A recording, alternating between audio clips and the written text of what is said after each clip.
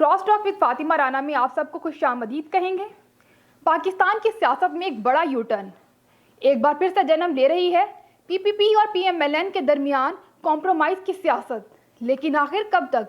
PDM की डूबती कश्ती को मौलाना देंगे कब तक सहारा? 26 मार्च को क्या होने जा रहा है? मरीम नवाज की नैब में पेशी या फिर पावर शो? हुकूमत ने कोरोना वैक्सीन के लिए हाथ खड़े कर दिए। इन तमाम मौज़ूआत पर बात करेंगे। हमारे साथ मौजूद हैं पीटीआई से एमपी आयशा इकबाल साहिबा, अस्सलाम वालेकुम। वालेकुम सलाम। और पीएमएलएन से इशरत अशरफ साहिबा मौजूद हैं। तो स्टार्ट करते हैं प्रोग्राम को। आप क्या देख रही हैं आयशा इकबाल साहिबा, रातों रात आखिर क्या हुआ? कल तक जहां तल्ख अल्फाज इस्तेमाल हो रहे थे, आज वहां पे मुफाहमत की सियासत जन्म ले रही है, तो इसके पीछे क्या वजूहात हैं? ज़ाहिरी बात है, सबसे पहले तो आपने जैसे इंट्रोडक्शन किया है कि बहुत बड़ा कोई यू टर्न या कुछ ऐसा होने वाला है, ऐसा कुछ भी नहीं होने वाला।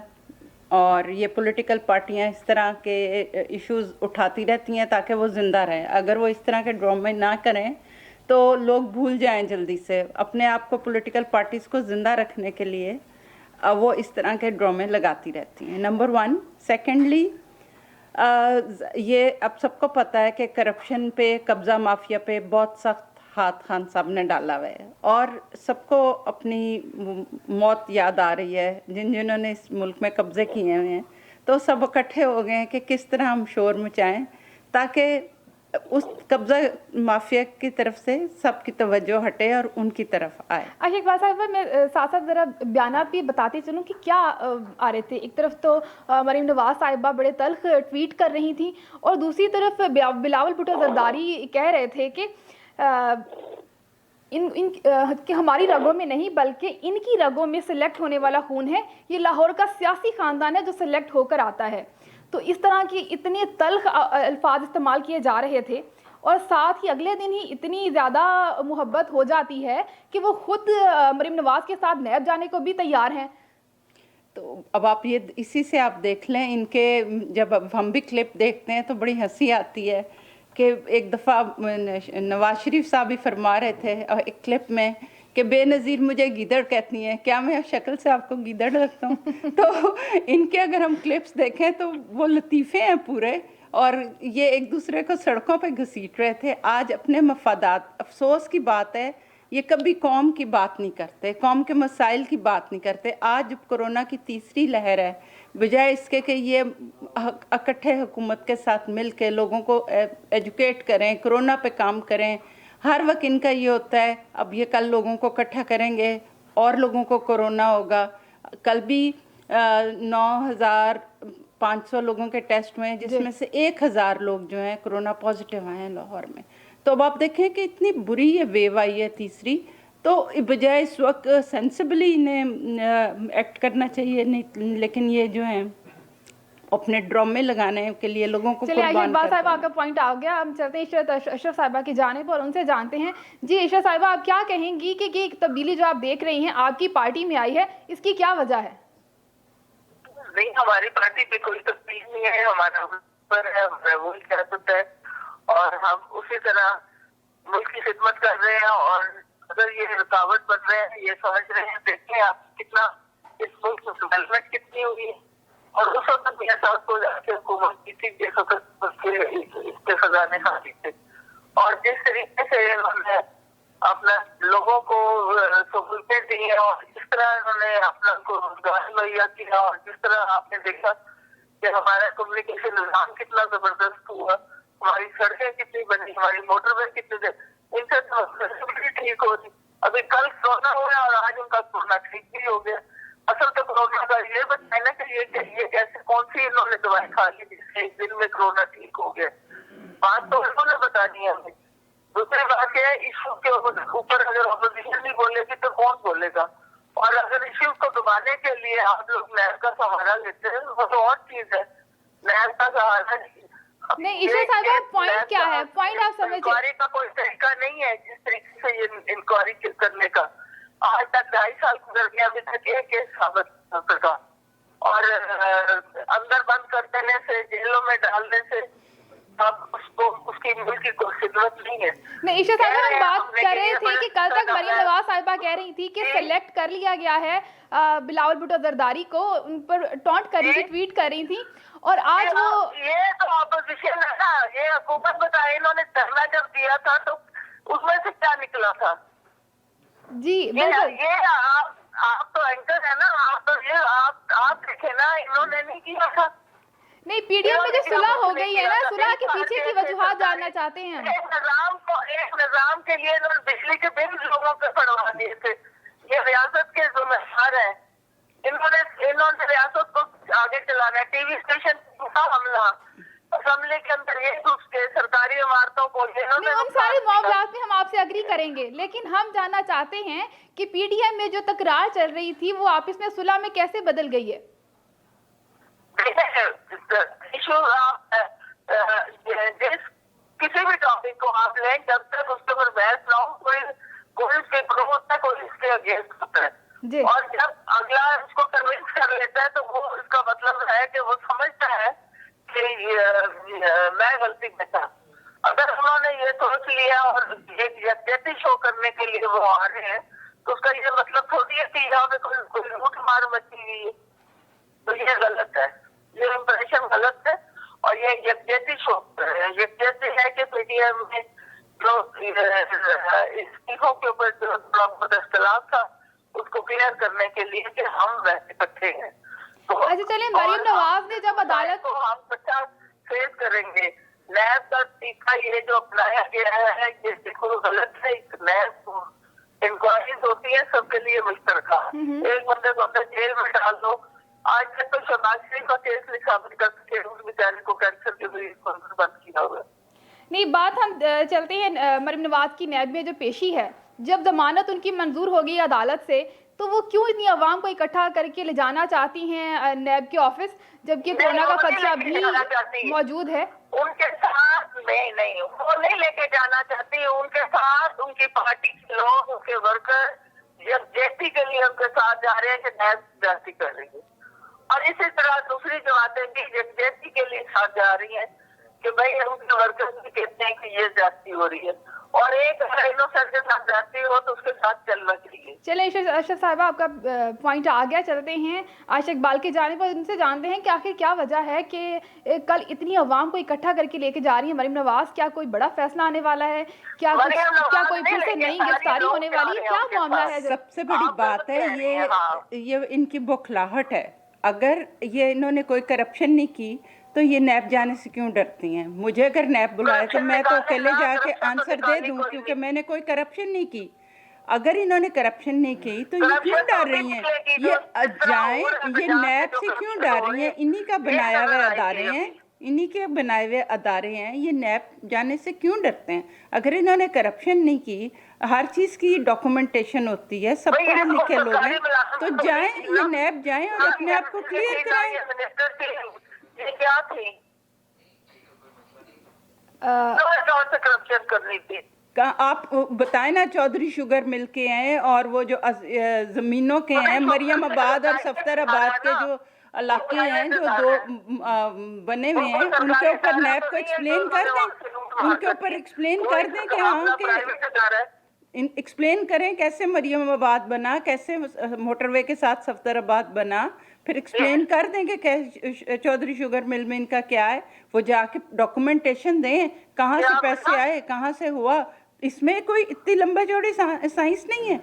ये वहाँ नैब में जाने से क्यों डरती हैं? आशिक इकबाल साहब, आप क्या देखती हैं, कल कितनी की आवाम इकट्ठा होगी जो कि नैब ऑफिस जाएगी मरियम नवाज के साथ? क्या पूरा लाहौर भर जाएगा? लाहौर तो क्या भरे, तरीका यही है, ये लोग पैसे दे के लोगों को ले आते हैं, बिरयानी खिला के। इनके पास लोगों के शिनाख्ती कार्ड होते हैं। अब ये गाँव से बेचारे इनकी ज़मीनों पे जो मज़ारे बैठे होते हैं, उनको ये ट्रकों में मजबूर लोगों को भर के ले आते हैं, उनको डरा धमका के ले आते हैं खुद। और पिछली दफा भी इन्होंने ये किया था, पिछली दफा भी इन्होंने ये इसी तरह किया था। इनकी अपनी गाड़ियों में पत्थर थे। एक मिनट ईशा साहब, आपकी तरफ जाते हैं, जरा पॉइंट सुन लें आशा इकबाल साहब का। पिछली दफा भी जब नैब के आगे इन्होंने किया था, मोटरवे पे 2 लोग एम्बुलेंसों में डेथ हो गई थी। इनको कोई अवाम का ख्याल नहीं। कोरोना फैल रहा है, हमने धरना दिया था तब कोरोना नहीं था, ठीक है ना। हम लोगों ने ज़रूर धरना दिया था, हमें फ़ख्र है हम धरना दिया था और करप्शन के खिलाफ हम बैठे थे। अगर आयशा इकबाल साहिबा इतना ही हमें मसला है कोरोना से, अगर कोरोना हो जाएगा तो नैब जो पेशी है वो क्यों ऑनलाइन क्यों नहीं ले लेती, वीडियो कॉल के थ्रू क्यों नहीं पेशी ली जा सकती? आजकल हर काम, हर जॉब, सब कुछ ऑनलाइन हो रहा है, तो क्यों ना नैब की पेशी भी ऑनलाइन ले ली जाए, बजाय इसके कि इतनी आवाम इकट्ठी होकर नैब के ऑफिस जाए।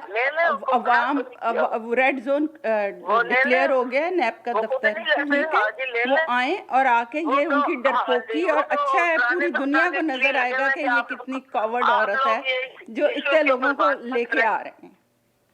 चले जाते हैं इशरत अशरफ साहब जाने पर, उनसे जानते हैं कि कितनी की आवाम कल इकट्ठी होने वाली है लाहौर में। आप क्या देख रही हैं आपकी पार्टी में, क्योंकि मैंने जब राब्ता किया आज के प्रोग्राम के लिए तो बहुत सारे जो क़यादत थी PMLN की वो बिजी थी कल की तैयारी में, तो आप क्या देखती हैं? देखिए मेरी बात सुने, जिनके जज्बात है ना, जो सबसे ज्यादती हो रही है वो सबने आना ही आना है। चलें, और इस मुल्क की खातिर निकलना है। जो एक बेहतरीन लीडर को और बेहतरीन क़यादत को उन्होंने निकाल के मुल्क से बाहर कर दिया और फिर कहते आता नहीं है, निकाला खुद था ना। किसने निकाला था? वो तो खुद गए हैं कि जी मेरे प्लेटलेट्स कम हो रहे हैं, वहाँ जाते ही उनके पूरा डिनर सेट बनने शुरू हो गए, यहाँ उनकी प्लेटलेट्स कम हो रहे हैं। अदालतें तो बुला रही हैं नवाज शरीफ साहब को, वो खुद नहीं आ रहे। ये आपके जेल में थे जिन्होंने पता नहीं क्या जवाब करा दिया। आप अपना पॉइंट जरा दोबारा बयान करेंगी? इशरत अशरफ साहब आपको आवाज आ रही है? जी जी जी, तो आप एक लाइन में एक शॉर्ट अगर इस बात को हम करें तो क्या कहेंगी कि कल क्या देखती है नैब, क्या फैसला देने वाली है और कितनी अवाम आने वाली है? नैब के सारा जिस पे इत्मीनान खत्म हो चुके हैं, और ये जो खास तौर पे नैब की नुमाइंदगी है वो बिल्कुल जो है वो इंसाफ पर नहीं है, तो ये लोगों को पता है और इसलिए लोग आ रहे हैं। अच्छा, आशा इकबाल साहिबा की जानिब जानते हैं, उनसे जानते एक नया जो अगले क्वेश्चन की जानिब चलते हैं। तो हाल ही में अदालत ने यूसुफ रज़ा गिलानी के अपील में जो फैसला आया है उसमें उन्होंने कहा है ना अदालत ने कि अगर आप यहाँ पे नहीं आए बल्कि जाके अदम एतमाद ले आएँ, अदम एतमाद के लिए अक्सरियत चाहिए होती है, तो क्या ये PDM जमातों का जमा होना एक जगह पे ये उसकी वजह से तो नहीं? सारी बातें इन लोगों की कोशिश होती है हर वक्त, जैसे मैंने आपको कहा है कि हर वक्त बजाय कोई कंस्ट्रक्टिव काम हो मुल्क में, इवन हम असेंबलियों में देखते हैं कि इन लोगों की अपोजिशन का काम है तनकीद करना, मिलके अपोजिशन, मुल्क इकट्ठा सबका है, हुकूमत का भी है और अपोजिशन का भी है, लेकिन इनकी पूरी कोशिश होती है कि असेंबली का जो कीमती टाइम है वो ज़ाया हो जाए। जिस दिन बिल होता है उस दिन इन्होंने वॉकआउट ज़रूर करना होता है ताकि कोई बिल ना पास हो जाए। इसी तरह इनका जो सारा फोकस है वो अपने इनके, ताकि इनकी जायदादें महफूज रहें, इनके जो पैसे हैं करप्शन के नैब के पास, आप नैब को खोल के देखें, नैब ने पिली बार्गेन से कितने लोगों से पैसे लिए हैं या नहीं लिए? तो वो तभी आज सुप्रीम कोर्ट में बात किया, मैं तो उनको शुक्रिया अदा करती और मुबारक देती हूँ आप सबको। तो आप वो जमानत के लिए क्यों खौफ है ना? जमानत अगर उन्होंने कुछ किया नहीं तो क्यों जमानत कराई? मरीम नवाज को कोई खौफ था जिससे उन्होंने जमानत दी? इंसाफ ही नहीं कर सकता। क्यों नहीं कर सकते जी? आप नवाज शरीफ दौर का नैब बना हुआ है, क्यों नहीं इंसाफ कर सकता? आप लोगों के लगाए हुए लोग हैं नैब में सारे, कोई हमारी हुकूमत ने ना लोग लगाए हैं। ब्लैकमेल किया उसको, जो वीडियो लीक किया उसको ब्लैकमेल किया हुआ कि तुम ये बोलो। लेकिन आयशा इकबाल साहबा जो एतराज़ है नून लीग का वो किसी हद तक वैलिड भी है कि जब भी मामलात आते हैं नून लीग के हवाले से तो बड़े फैसले भी आते हैं, उन पे कार्रवाई भी होती है, लेकिन जब कभी मामला आता है तहरीक इंसाफ की जानिब से, उनकी क़यादत में से कोई करप्ट सामने आता है तो वो फैसला दब जाता है। जी दबता कोई नहीं है। आप ये मेरी बात सुने, अलीम खान साहब आते हैं नैब, हमने कभी वहाँ पे कोई ड्रामा नहीं लगाया था, आटे का मामला था, उस मामला पर कोई सब पे बात होती है। सप्तान साहब का हुआ, सबको जेलों में गए हैं, सप्तान साहब जेल में गए, अलीम खान साहब जेल में गए। हाँ, हमने कभी फूलों के हार नहीं लगाए, या वो जब असेंबली में आते हैं हम नारे नहीं लगाते शेर आ गया शेर आ गया। हम लोग ठीक है, मैं कहती हूँ मैं अगर करप्शन करूँ तो मुझे भी पकड़े, जो भी इस कौम में करप्शन करे वो उसका पकड़ा जाना चाहिए। हर एक फैसला लेते हैं लेकिन जो माफियाज हैं कोई करप्शन, जब सबूत लाएं, अदालतों में जाएं जी, है बगैर, सबूत, बिल्कुल हाँ मौजूद है, अभी सबूत सब लेके आपने सबके प्रोग्राम सामने में आना आएंगे। था, सबूत जब ये लेके आने थे हटेगा, ना।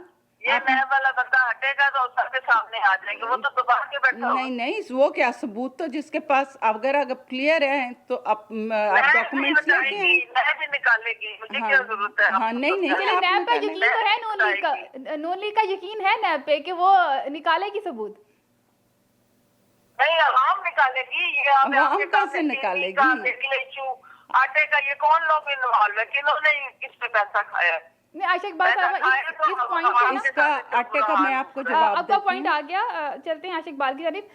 ये ये पॉइंट इसको- किसी हद तक मैं इसमें आपको क्वेश्चन कर लूं आटे आपसे। का जरूर, आटे की जो बात है, देखें हमारे हमेशा ना गलत चीज को गलत तरह लिया जाता है। मुल्क की आबादी हमारी 22 करोड़ से ज्यादा बढ़ रही है। पिछले दौरे हुकूमत में इन्होंने जो बैरिया टाउन बना छोड़े, मलिक रियाज के साथ बिलावल साहब ने मिलकर, बिलावल साहब का अपना जितनी ज़रई ज़मीनें थी डी, वहाँ पे बैरिया बन गया। ज़रई ज़मीनों के ऊपर इन्होंने बैरिया टाउन बना के जो जहाँ कभी गंदम मुक्ति थी, डिमांड और सप्लाई की बात है। आबादी भी बढ़ गई है मुल्क की, हमने तरक्की की, तो हम अब घर तो नहीं वो कर सकते जो आप लोगों ने जमीनें बेच चलिए के आशिक बाल रखा है। साहिबा वापस आते हैं, आपको पॉइंट जानते हैं। अभी हो रहा है टाइम ब्रेक का, तो चलते हैं ब्रेक के जाने।